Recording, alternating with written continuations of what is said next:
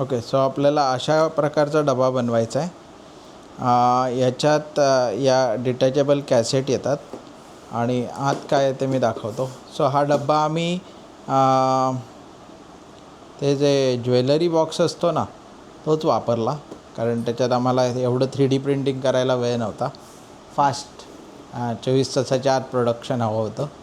So एवढा मोठा box print करण्यापेक्षा डायरेक्ट हा बॉक्स घेऊन आलो. हा ज्वेलरीच्या दुकानात वगैरे मिळतो. हा ज्वेलरी बॉक्सच आहे, म्हणजे तुम्ही ज्वेलरी ठेवू शकता त्याच्यात. आता हे बघा, हे लॉक उघडलं मी, आत बघाल तर पूर्ण ज्वेलरी बॉक्स आहे आणि हे वूड असल्यामुळे कट करायला, लेझर कट करायला सोपं जातं.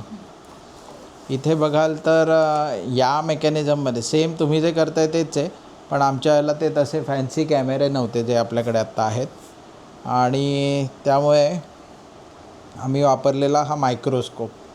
हा मायक्रोस्कोप दवा बाजारमधनं आणला होता 1650 रुपयाला वगैरे. आणि आत्ता तुम्ही जे मायक्रोस्कोप घेतलेत, सो असे रेडीमेडच यायला लागले. म्हणजे तेव्हा ते डिजिटल पण नव्हते. तर आम्ही काय केलेलं, एक वेबकॅम घेतला आणि वेबकॅमचं वरचं लेन्स काढून टाकलं आणि ते या मायक्रोस्कोपला लावलं, म्हणजे वी कॅन फोकस. आणि मग फिक्स फोकस केला आणि त्यातनं वेबकॅमची जी इमेज येत होती ती तेव्हा रास्पबेरी पाय 3 मॅक्सिमम होता. सो आम्ही रास्पबेरी पाय 3ला तो लावला. अशा प्रकारे हा रास्पबेरी पाय 3ला गेला आणि तिथनंच बाहेरच्या त्या LCD जो आहे त्याला कनेक्शन दिलं. सो रास्पबेरी पायला बाहेरनंच सप्लाय देण्यासाठी एक स्पेशल पार्ट वापरला. 3D प्रिंटमध्ये काय काय केलं, एक LCDला छान केस प्रिंट केली होती. ह्याच्यासाठी ते नटबोल्ट मी मागवलेले. सो हे ते नटबोल्ट आहेत. आणि तुम्हाला जर का प्रज्ञासारखं डिझाईन करायचं असेल, म्हणजे हे विथ हेड आहे. विथ हेड म्हणजे याला स्क्रीन आहे, टच स्क्रीन. सो इथेच सगळं डिस्प्ले आणि आउटपुट येतं. प्रज्ञाचं आहे ते हेडलेस मोडमध्ये. हेडलेस मोड म्हणजे ते डिव्हाइस इंडिपेंडंटली काम करतं आणि ते तुमच्या मोबाईलला किंवा कम्प्युटरला डेटा पाठवून सगळं प्रोसेसिंग तिकडे होतं. सो इथल्या प्रोसेसरचा यूज फक्त वायफायवरनं इमेज घेणं आणि ती पाठवणं.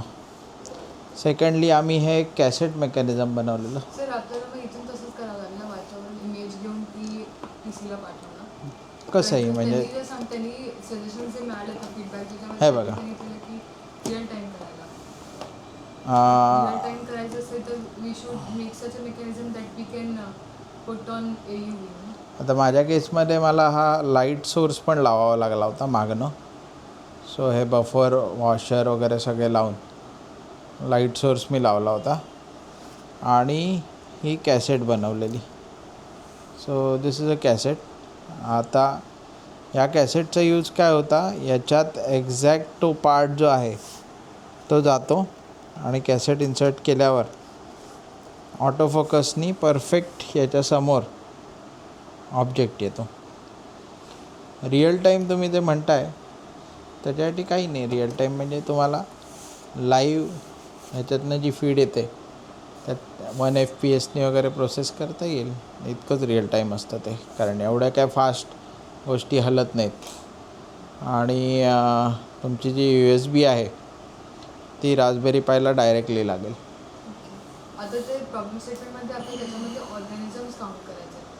हां, सो उद्या मी काय एक्सपेक्ट करेन, हे पण एक प्रकार आम्ही घेतला होता. म्हणजे याच्यात त्यावेळेला मायक्रो USB असायचं. सो इथे त्याला कनेक्ट करता येतं मायक्रो USB. सो नंतर तुम्ही झूम करून बघू शकता. आणि लाईट सोर्स तुमच्या केसमध्ये आतच आहे, त्यामुळे बरंचसं काम सोपं झालं आहे. फोकसिंग मेकॅनिझम पण तुमच्या केसमध्ये इथेच दिलेलं आहे. म्हणजे हा part itself is good enough for your hardware. थोडक्यात काय, हा USBला लावून तुमचं इमेज प्रोसेसिंगचा पार्ट लगेच सुरू करू शकता तुम्ही. आणि त्याच्यासाठी फक्त तुम्हाला मायक्रो ऑर्गॅनिझम्स आणावे लागतील. आणि ह्याच्यात आता या कॅसेटमध्ये ह्या तर 3D प्रिंटेड होत्या, पण ह्याच्यात कव्हर स्लिप आणि ग्लास स्लाईड याचे चिप्स बनवावे लागतील आणि त्या चिप्स ह्या कॅसेटमध्ये ठेवायच्या आणि मग त्याच्यात पिपेटनी सॅम्पल लोड करायचं. सो अशा प्रकारे तुमचं मेकॅनिझम असेल. म्हणजे मॅन्युअली हे इन्सर्ट केल्या तिथे मे बी एखादा स्विच देऊ शकता. तोच प्रेस झाला की तुमचं ऑटोमॅटिक सॉफ्टवेअर रन होणार. किंवा एक LDR वापरू शकता. LDR किंवा एक प्रॉक्सिमिटी सेन्सर.